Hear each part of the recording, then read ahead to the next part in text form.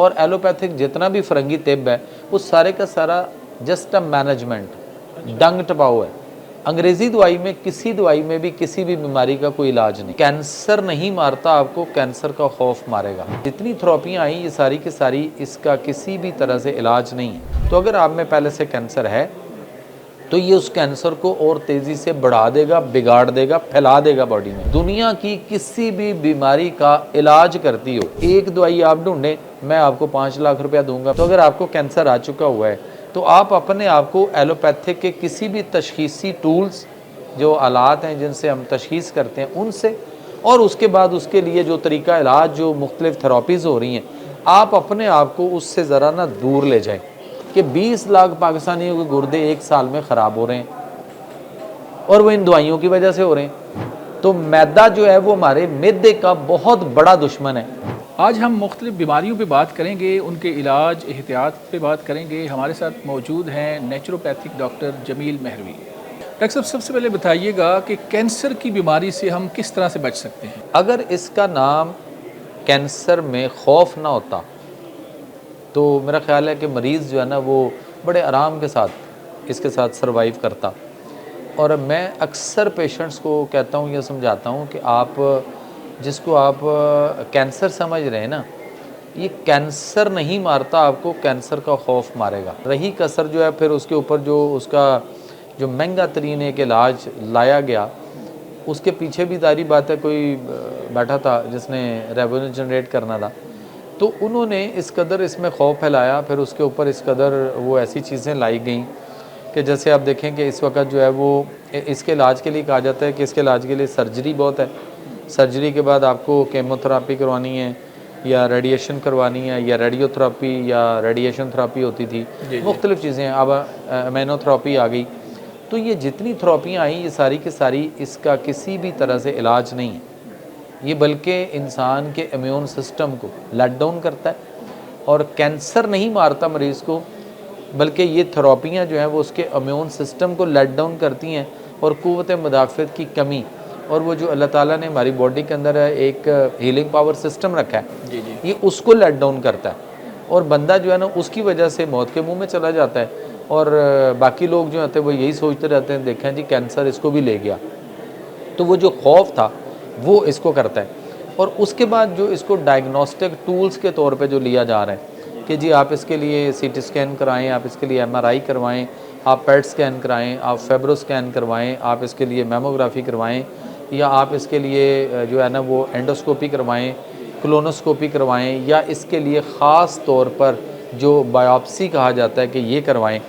یہ 7-8 جو میں نے آپ کو دیے ہیں یہ ڈائگنوسٹک ٹولز نہیں ہیں، بیسیکلی اس کازڈ بائی کینسر اور اس سپریڈ بائی کینسر، یعنی یہ کینسر کاز کر رہا ہے اس وقت، یا اگر پہلے سے کینسر ہے اور تشخیصی پوائنٹ آف ویو سے آپ ان میں سے کسی بھی ٹولز کو جا کے آپریٹ کرتے ہیں یا اس میں جا کے تشخیص کرواتے ہیں، تو اگر آپ میں پہلے سے کینسر ہے تو یہ اس کینسر کو اور تیزی سے بڑھا دے گا، بگاڑ دے گا، پھیلا دے گا باڈی میں، اس قدر ہے۔ اگر آپ نے اچھی کوالٹی آف لائف کے ساتھ زندہ رہنا ہے نا، تو اگر آپ کو کینسر آ چکا ہوا ہے تو آپ اپنے آپ کو ایلوپیتھک کے کسی بھی تشخیصی ٹولز، جو آلات ہیں جن سے ہم تشخیص کرتے ہیں ان سے، اور اس کے بعد اس کے لیے جو طریقہ علاج جو مختلف تھراپیز ہو رہی ہیں، آپ اپنے آپ کو اس سے ذرا نہ دور لے جائیں، یعنی وہ علاج نہ کرائیں، نہ کروائیں۔ تو پھر کیا کریں؟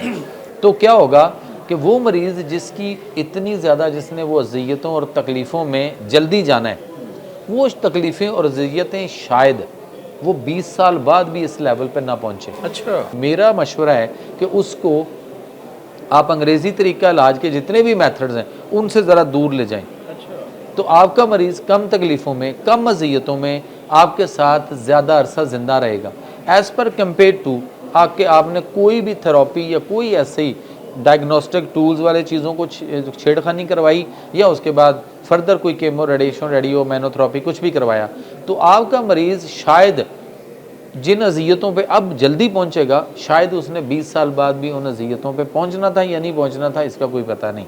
تو اس لیے اس کے ساتھ اس کو ایز اے ٹریٹمنٹ لینا، یہ ٹریٹمنٹ ہے ہی نہیں، اور ایلوپیتھک جتنا بھی فرنگی طب ہے وہ سارے کا سارا جسٹ اے مینجمنٹ، डंग टपाओ है। अंग्रेज़ी दवाई में किसी दवाई में भी किसी भी बीमारी का कोई इलाज नहीं। मैं आपको एक चीज़ दे देता हूँ। आप यानी हम 2025 में बैठे हैं और अभी हमारे पास 5 महीने बाकी हैं, तो मैं आपको 1 जनवरी 2026 तक की एक दावत दे रहा हूँ ओपनली। आप रिसर्च कीजिए, कहीं भी दुनिया में किसी डॉक्टर, किसी फार्मासिस्ट, किसी को ले लीजिए, आपके लिए है ये। अगर आपने कोई एक भी दवाई इंग्लिश दवाई में कोई सर्च कर ली जो किसी 1 2 4 5 नहीं, दुनिया की किसी भी बीमारी का इलाज करती हो, इलाज ट्रीटमेंट करती हो, तो सर वो एक दवाई आप ढूंढें, मैं आपको 5 लाख रुपया दूंगा, मैं आपको ऑनलाइन बैठा लाइव आपसे बात कर। कैंसर का पता चल गया, जी, अब खामोशी से बैठना है या कुछ करना है? कि देखिए ऐसा हम कर सकते हैं कि चले हमारी, बिल्कुल कर सकते हैं। ये बेसिकली मैं ये चाह रहा हूँ। जी, अल्लाह ताला ने कुरान के अंदर पारा नंबर 15 में अल्लाह ताला फरमाते हैं वनुनज़्ज़िलु मिनल कुरान मा हुवा शिफ़ा व रहमतुल लिल मोमिनीन।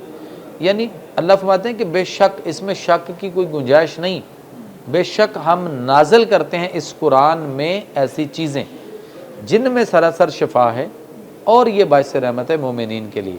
तो यहाँ पे 2-3 चीज़ों को देखना है कि एक तो अल्लाह ने फरमा दिया कि बेशक, यानी तहकीक है, इसमें रिसर्च करने की ज़रूरत ही नहीं, आपको शक करने की भी ज़रूरत ही नहीं कि बेशक हम नाजिल करते हैं इस कुरान में ऐसी चीज़ें।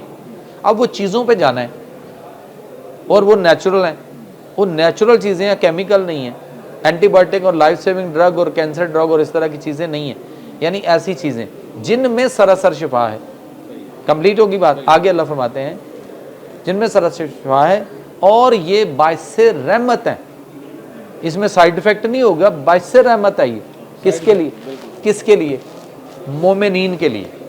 मोमिन होना पड़ेगा। कोई एक बंदा ऐसा है जो कमेंट करेगा कि मुझे नमाज में मिराज हुई है, नमाज मोमिन की मिराज है, मुझे नहीं हुई, मैं इस काबिल नहीं शायद अभी। किसको हुई है? जिसको हुई है वो ज़रा कमेंट्स में आए और बताए कि नमाज मोमिन की मिराज है। तो हमें क्यों नहीं मिली अभी तक? हम अभी तक मुसलमान शायद पूरे नहीं हुए, तो नमाज मोमिन की मिराज। फिर नमाज के अलावा वो जो हमने बीमारी की बात अभी की, तो अल्लाह ने फरमाया कि ये बाइस से रहमत है मोमिनीन के लिए, मोमिन के लिए कहा है। एक जुमला है जो बोलूँगा उसमें लफ्ज़ को की करूँगा, को से की करूँगा, बाकी जुमला वही रहेगा, गौर कीजिएगा। मुसलमान वो है जो अल्लाह और नबी को मानता है, मोमिन वो है जो अल्लाह और नबी की मानता है। मामला हल हो गया। बिल्कुल। तो हमें मोमिन होना पड़ेगा, अल्लाह को मानना, नबी को मानना ये अलग या उनकी मानना, ये दो बातें हैं। दो बातें। सो आपका ये वाला सवाल कि जी शिफा मेरे अल्लाह ने देनी है और अल्लाह ने कहाँ किस में रखी है। अगर हम वहाँ उस रास्ते पे नहीं जा रहे, वहाँ से ले ही नहीं दे पा रहे, और एक माइंड सेट आपको दे दिया गया कि जब तक आप जिंदा हैं आपको दवाइयों के साथ ही जिंदा रहना है, आप दवाई नहीं खाएंगे तो मर जाएंगे। और जो रिसर्च आ रही है, जो यानी नज़र आ रहा है प्रैक्टिकली, वो ये नज़र आ रहा है कि 20 लाख पाकिस्तानियों के गुर्दे एक साल में ख़राब हो रहे हैं और वो इन दवाइयों की वजह से हो रहे हैं। तो फिर हमें मूव करना पड़ेगा, हमें अपना ट्रैक सही करना पड़ेगा। अगर हमने शिफा अल्लाह से लेनी है तो फिर अल्लाह की अपनी एक नेचुरल साइंस है जिसमें दवाई भी है, जिसमें खुराक भी है, जिसमें परहेज़ भी है, जिसमें लाइफस्टाइल भी है। बल्कि आपको यूँ कह दूँ, एक और दे देता हूँ बात, बिल्कुल, कि अल्लाह ताला का एक निज़ाम सेहत ऐसा कुरान के अंदर मौजूद है पूरा, कि अगर हमारे पाकिस्तानी इन सारों को अगर हम ट्रेनिंग दें, वो वाली जो मेरे पास उसका पूरा प्रोजेक्ट है, मैं उसकी ट्रेनिंग दे रहा हूँ, फिर अगर पूरे पाकिस्तानी उस पर अमल करना शुरू कर दें, उस पर अमल करें, और सर 1 साल अमल कर लें, सिर्फ 1 साल, तो 1 साल के बाद आपके पाकिस्तान का जो हेल्थ का बजट है सर, ये कुछ 70-80% विल बी रिड्यूस्ड। अच्छा, ये ख़त्म हो सकता है। और मज़ीद अगर हम 2-3 साल और उस पर अमल कर जाएं उसी तरह, تو سر 5 سال کے بعد پاکستان سے بیماریوں کا مکمل خاتمہ ہو سکتا ہے، اور یہ سارا پیسہ جو ہے یہ آپ اپنا جو ہے نا IMF کے منہ پہ دے ماریں اور اپنے ملک کو قرضے سے نکال لیں اور ہم ترقی کر جائیں۔ میرے پاس اس کا جو پروجیکٹ ہے پورا، وہ میرا پروجیکٹ ہے بیک ٹو نیچر۔ صحیح ہے، بیک ٹو نیچر، فطرت کی طرف واپس آئیں۔ اور میں یہ اللہ کی اس بات کے اوپر اس مشن کو لے کے چلا ہوں کہ سورہ روم ہے، آیت نمبر 30 ہے، چیپٹر 30 ورس 30، اللہ فرماتے ہیں فطرت اللہ التی فطر الناس علیہا لا تبدیل لخلق اللہ ذالک الدین القیم ولکن اکثر الناس لا یعلمون۔ یہ اللہ کی پیدا کی ہوئی فطرت ہے جس پر اس نے لوگوں کو پیدا کیا۔ اللہ کے بنائے ہوئے میں تبدیلی نہ کرنا، یہ کون فرما رہا ہے؟ میرا اور آپ کا رب، بالکل رب العالمین، بالکل، کہ اللہ کے بنائے ہوئے میں تبدیلی نہ نہ کرنا۔ ہن اینو پنجابی چ ترجمہ کرن دو تو زیادہ مزہ آئے گا۔ جی جی ضرور، اللہ فرماتا ہے کہ جو کچھ میں بنایا نا یہ چھیڑ خانی نہیں کرنی۔ اب جو آپ کا فارمولہ ہے، میں چاہ رہا ہوں کہ کم از کم ہم اس پروگرام کے اینڈ پر ناظرین کو کچھ بتا پائیں کہ بھائی آپ نے بیماریوں سے بچنا ہے۔ ویسے تو آپ نے کافی رہنمائی کی ہے، لیکن ایک کچھ چند جملوں میں بتا دیں۔ دیکھیں ایک چیز سر کنفرم ہے، میں 2-4 آیات دے دیتا ہوں آپ کو، مزید کھل کے سمجھ آ جائے گی۔ جی نمبر 1 ہے کہ اللہ کے نبی صلی اللہ علیہ وسلم کی حدیث ہے، آپ نے فرمایا پیٹ بھر کر نہ کھاؤ اور کھانے پر کھانا نہ کھاؤ، اس لیے کہ یہی مرض بیماری کا سبب ہے۔ اب اس کو اگر ہم قرآن سے دیکھتے ہیں تو قرآن میں اللہ تعالیٰ نے سورہ الاعراف کی آیت نمبر 31 میں فرمایا کہ کلوا واشربوا ولا تسرفوا، کھاؤ اور پیو اور اسراف نہ کرو، یعنی حد سے تجاوز نہ کرو۔ اللہ زیادہ کھانے والوں کو، بار بار کھانے والوں کو پسند نہیں فرماتا۔ ٹھیک ہو گیا؟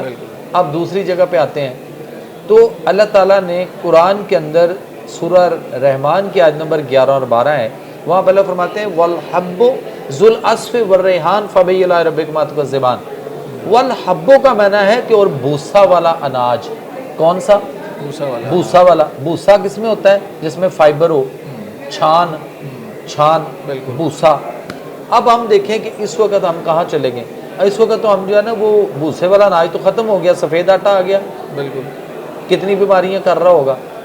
قرآن کے ہم اکارڈنگ ٹو لائف گزار رہے ہیں یا اس کے اپوزٹ؟ دوسری بات، نان میدے کا، پوڑیاں میدے کی، ڈبل روٹی میدے کی، بیکری ساری آئٹم میدے کی، سموسے آپ کے میدے کے، اور کئی ساری چیزیں میدا کی۔ تو میدا جو ہے وہ ہمارے معدے کا بہت بڑا دشمن ہے۔ اچھا جی، اور اللہ نے فرمایا والحب یعنی اور بھوسا والا اناج، جو سورہ کہف ہے وہاں پہ صحابہ کہف سے جب اللہ تعالیٰ ہم کلام ہوئے تو جب ان کو اٹھایا تو انہوں نے کہا اللہ میاں ہم تو ابھی سوئے تھے، ابھی اونگ آئی تھی۔ ایسے ہی ہے، ٹھیک ہے نا؟ بالکل۔ تو وہ 300 سال سے زیادہ کا ٹائم ہو چکا تھا۔ بالکل، تو وہاں پہ اللہ نے ان سے فرمایا کہ ٹھیک ہے اب اپنے میں سے کسی ایک کو بازار کی طرف بھیجو اور یہ جو سکے تمہارے پاس ہیں وہ لے کر جائے اور وہاں سے یہ تمہارے لیے کچھ کھانے پینے کے لیے لے کے آئے جو تمہیں بھوک لگی ہے۔ تو پھر اللہ نے وہاں پہ ان کو جو حکم فرمایا وہ بھی قرآن کے اندر آج بھی موجود ہے، وہ میرے اور آپ کے لیے بھی ہے، وہ صحابہ کہف کے لیے صرف غار والوں کے لیے نہیں تھا۔ جی جی، اللہ نے وہاں پہ فرمایا فَلْيَنْظُرْ أَيُّهَا أَزْكَىٰ طَعَامًا، کہ یہ عمدہ اور تر و تازہ لے کر آئیں۔ اچھا، سر اب قرآن کہہ رہا ہے عمدہ اور تر و تازہ، اب آپ غور کر لیجئے اور آپ کی پبلک اور یہ ہمارے پیارے پاکستانی اور پوری دنیا میں مسلمانوں کو تو کم از کم خیال کرنا چاہیے کہ ہم جو کچھ لیتے ہیں، جو کھاتے ہیں، جو انٹیک کرتے ہیں، وہ سارے کا سارا کیا عمدہ اور تر و تازہ ہے یا باسی ہے یا پہلے کا تیار تھوڑا ہے؟ آئی مین ٹو سے کہ آپ کا سارا پروسیس فوڈ، آپ کا سارا پیکڈ، آپ کی فیکٹریوں سے آنے والا تیار شدہ پہلے سے۔ سر کیا پھر بیماریاں آئیں گی یا ہم تندرست رہیں گے؟ ڈاکٹر صاحب بہت شکریہ، آپ کے ساتھ ہم سیٹنگ اس طرح کی رکھیں گے دوبارہ بھی۔ ناظرین آپ نے گفتگو سنی ڈاکٹر جمیل مہروی کی، آپ کا بھی کوئی سوال ہو تو آپ کمنٹ سیکشن میں لکھ سکتے ہیں۔ اس پروگرام میں اپنے میزبان مناظر علی کو اجازت دیں، دوبارہ ملیں گے، اللہ حافظ۔